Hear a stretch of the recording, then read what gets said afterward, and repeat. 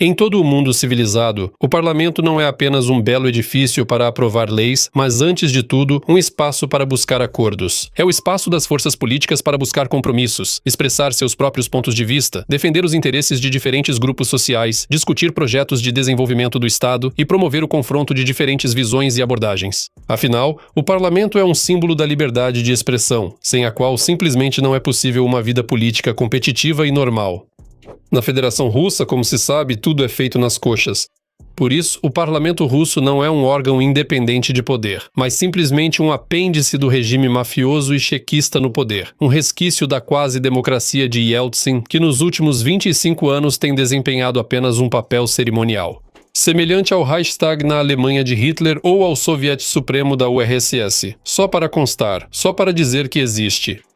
Por isso, hoje vamos falar sobre as próximas eleições para a Duma Estatal da Assembleia Federal da Federação Russa, que acontecerão em setembro deste ano. Qual é o sentido direto e oculto dessas eleições? Meu nome é Semyon, canal Mega Show TV. Vamos ao que interessa.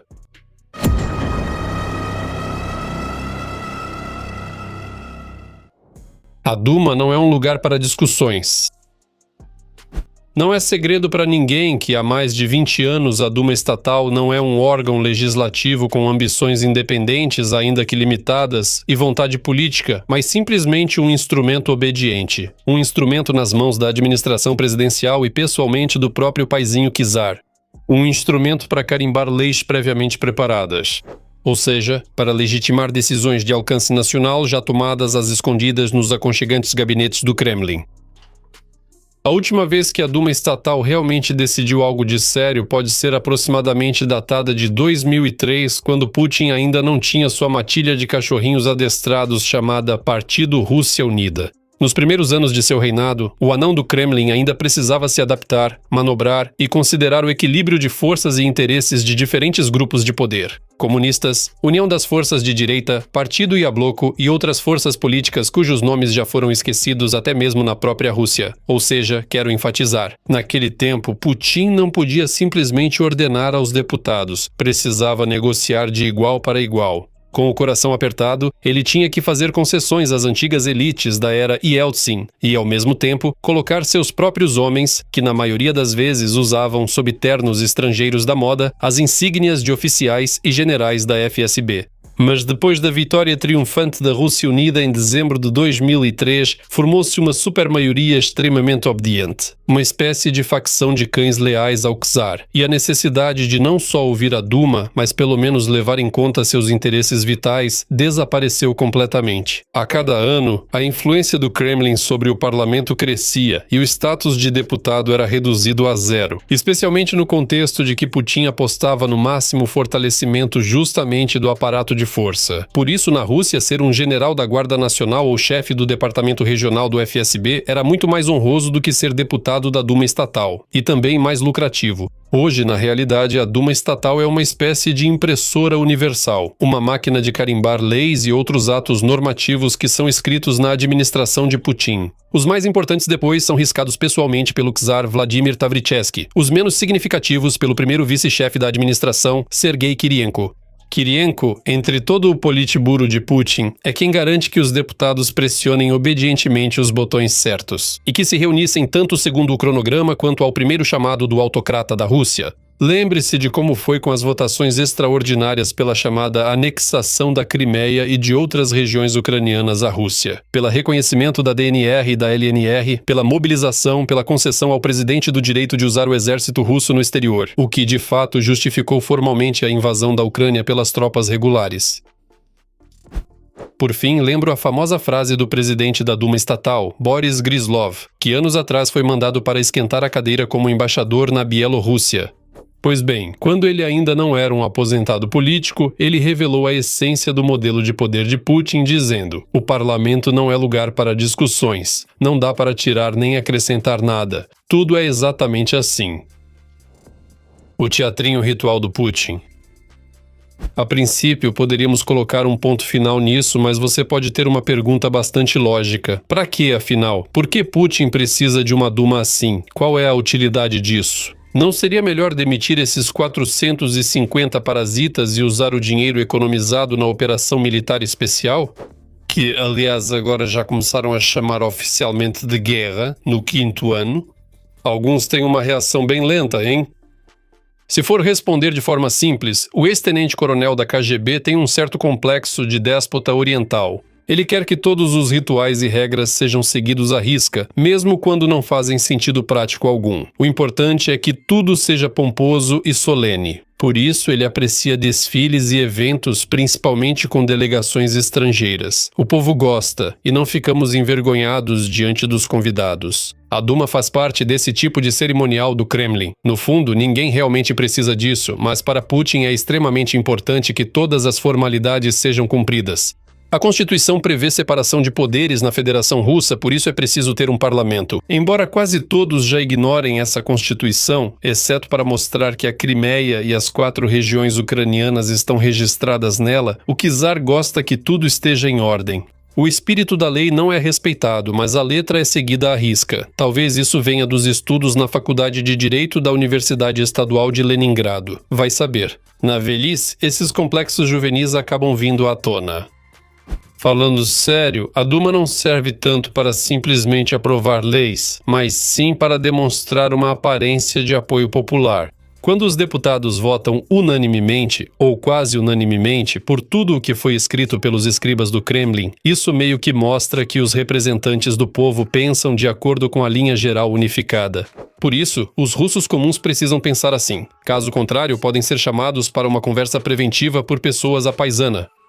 Dessa forma, é realizado o princípio bem conhecido desde os tempos soviéticos. O povo e o partido são um só as lojas são separadas. Sobre a segunda parte, ninguém vai dizer isso em voz alta. Além disso, a Duma estatal é uma plataforma de propaganda ideal para promover as únicas narrativas consideradas corretas entre a elite russa, especialmente para deputados tão ideologicamente engajados como Kartopolov ou o falecido Zhirinovsky. Pelo mesmo motivo, a Duma é usada como instrumento para testar iniciativas controversas, radicais ou simplesmente impopulares. Ou seja, a Duma funciona como um para-raios legislativo. Funciona mais ou menos assim. Algum deputado, geralmente pouco conhecido, propõe um projeto de lei abertamente assustador ou repressivo. Por exemplo, restaurar a pena de morte. Depois, observa-se a reação. O Kremlin avalia o descontentamento público e da elite. Depois disso, segue-se a implementação prática ou, ao contrário, o recuo. Se a reação for muito negativa, o projeto de lei é adiado ou suavizado, mas só depois da intervenção pessoal de Sua Majestade. Assim, para a população, ele reaparece como o bom czar, em contraste com os boiardos da Duma, que só pensam em si. Além disso, a Duma estatal continua sendo uma espécie de palco para disputas internas e negociações entre as elites. E embora ninguém duvide da lealdade total da Duma ao Führer do Kremlin, ela é um espaço comum onde grandes clãs regionais e econômicos da nomenclatura distribuem entre si os fluxos orçamentários do 2º e 3º escalão. Lobistas, o complexo militar industrial, grandes do setor de matérias-primas, forças de segurança e barões do agronegócio disputam nos bastidores com emendas ao orçamento e leis setoriais. Os resultados dessa luta são registrados em votações específicas na Duma. Aliás, nesse aspecto, a atividade parlamentar aqui pode ser bem real. Só que ela de forma alguma afeta a grande política. E no fim das contas, a Duma estatal é um clube super exclusivo para os escolhidos, para aqueles apontados pelo dedo do czar ortodoxo. Afinal, além da imunidade, o mandato de deputado dá direito a muitos benefícios e privilégios que o destacam entre os demais mortais. Ou seja, ser deputado, especialmente deputado do Rússia Unida, é uma espécie de recompensa pela lealdade, pelo serviço fiel e diligente. Por exemplo, vejamos a traidora mais famosa da Crimeia, a promotora fofinha, Natalia Poklonskaya.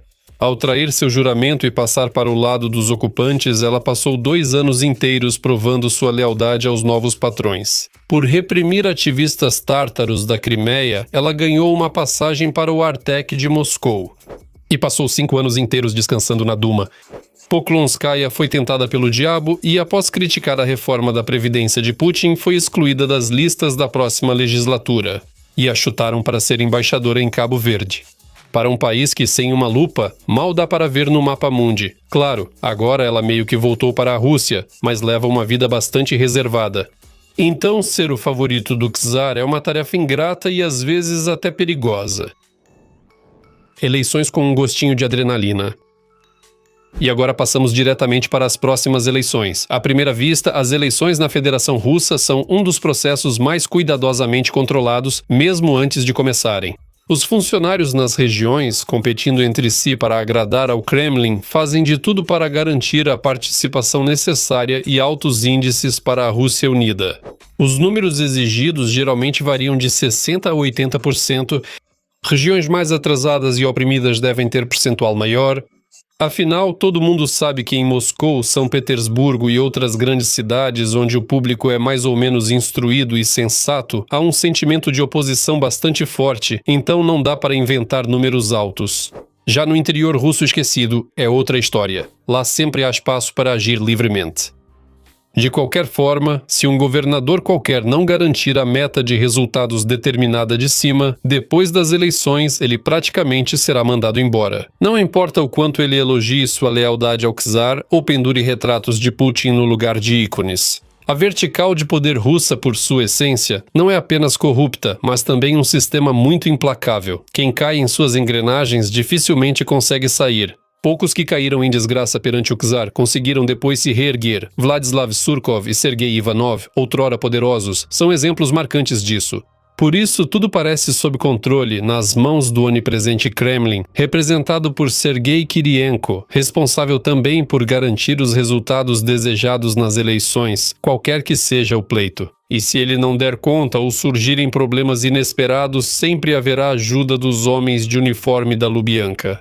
No entanto, existem vários fatores bastante objetivos que tornam o controle sobre o processo eleitoral muito mais difícil do que antes. Por quê? Vamos analisar isso agora. Mas antes de tudo, estas são as primeiras eleições para a Duma que serão realizadas durante uma guerra em grande escala. Sim, você pode dizer que há 2 anos Putin foi reeleito mais uma vez, e foi reeleito com bastante sucesso, tendo 87% a seu favor. Bem, em primeiro lugar, a popularidade pessoal de Putin, por mais que se tente negar, é muito maior do que a do Rússia Unida, que pelas costas já é chamada de Partido dos Trapaceiros e Ladrões. Por isso, os servidores do governo precisam se esforçar para aumentar artificialmente a popularidade dos membros do Rússia Unida. Além disso, a situação política interna do país agora é totalmente diferente do que em 2024.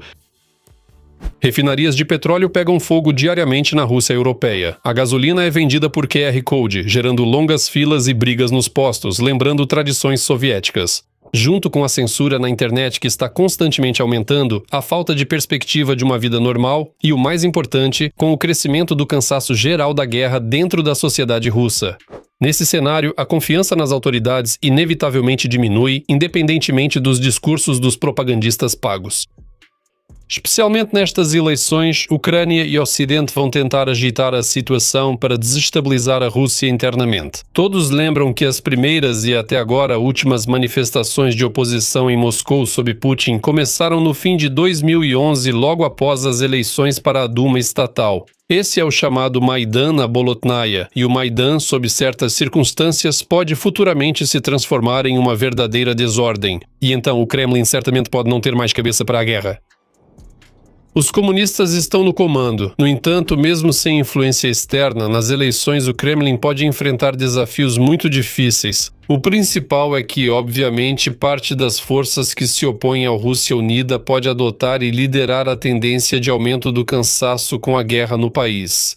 Se não exigir, então pelo menos periodicamente pedir a paralisação da guerra na linha de frente atual, algo que Putin categoricamente não quer fazer.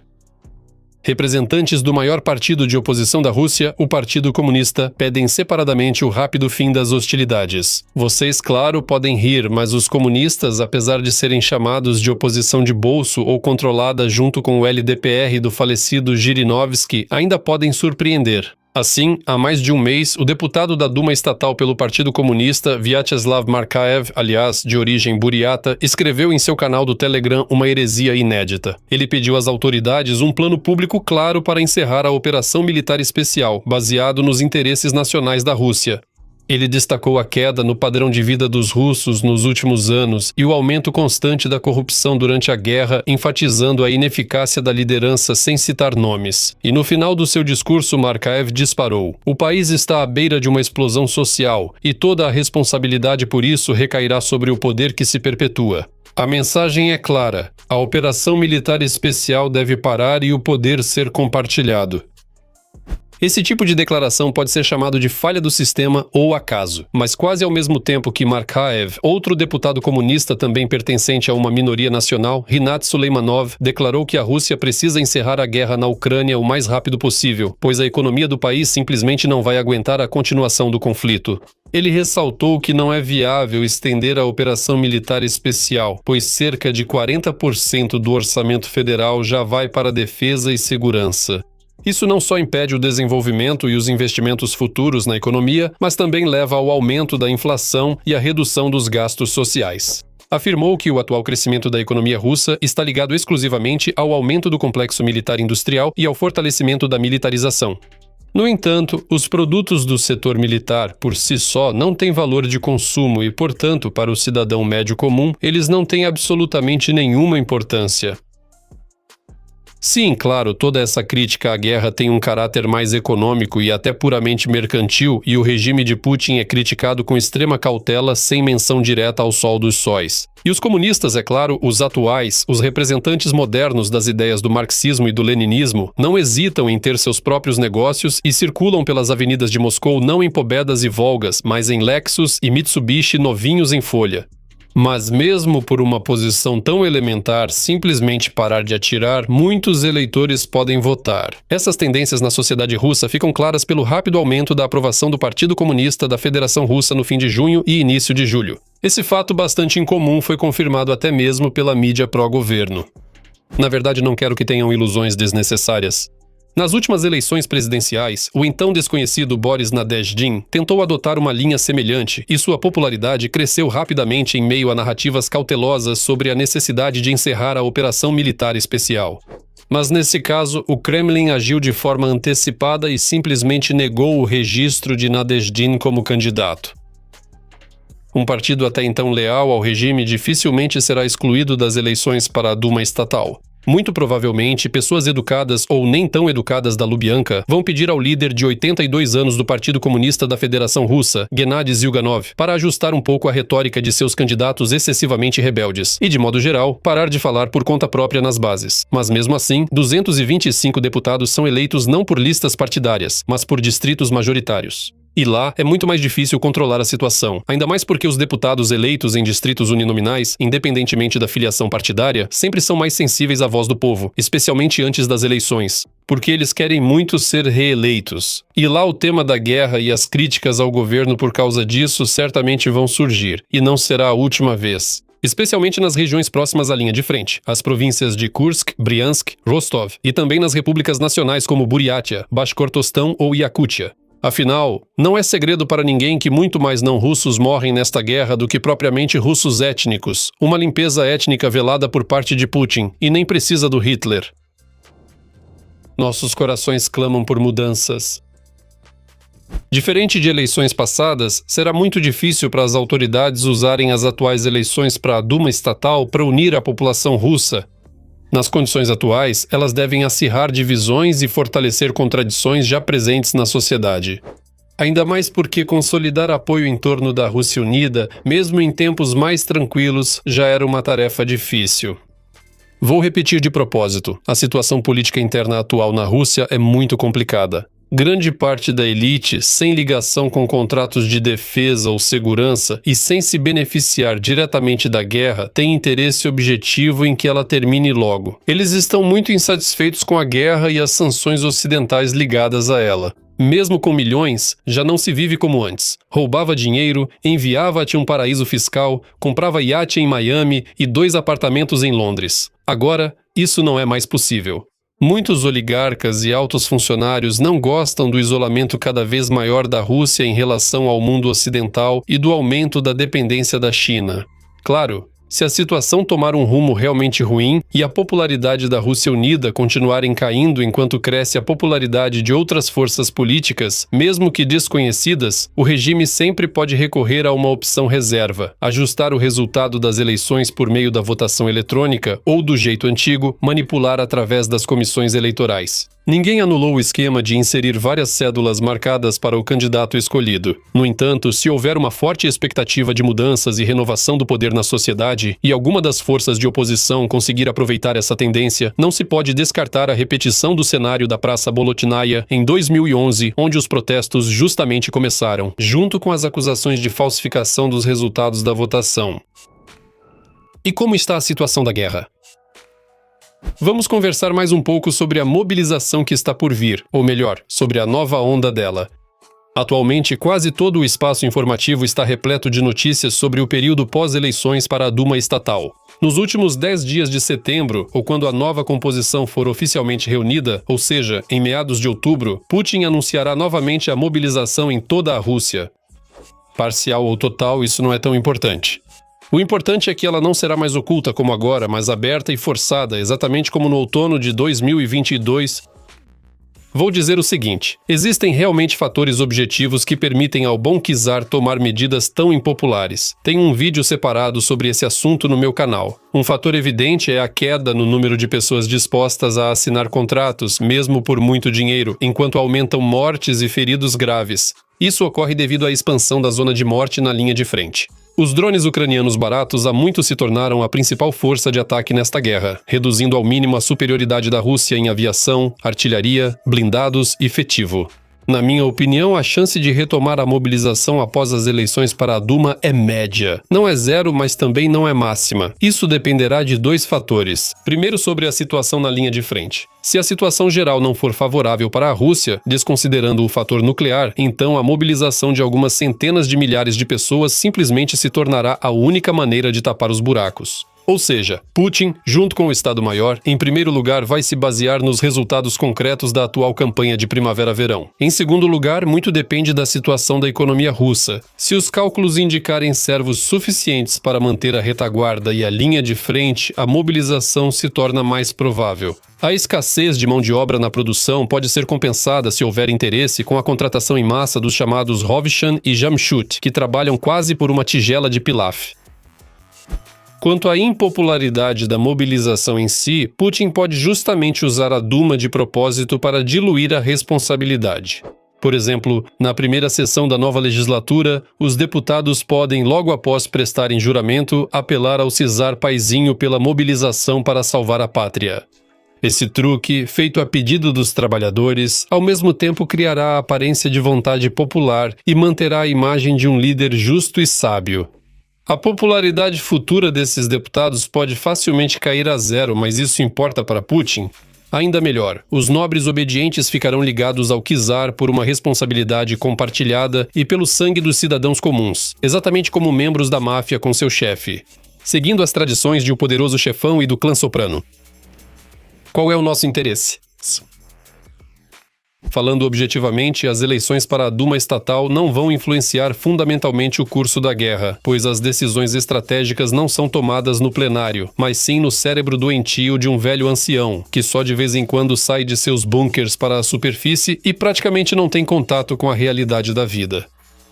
Por isso, para a Ucrânia, toda essa farsa eleitoral só terá importância se houver uma mudança significativa no equilíbrio de influência dos diferentes grupos dentro da guerra na nova Duma.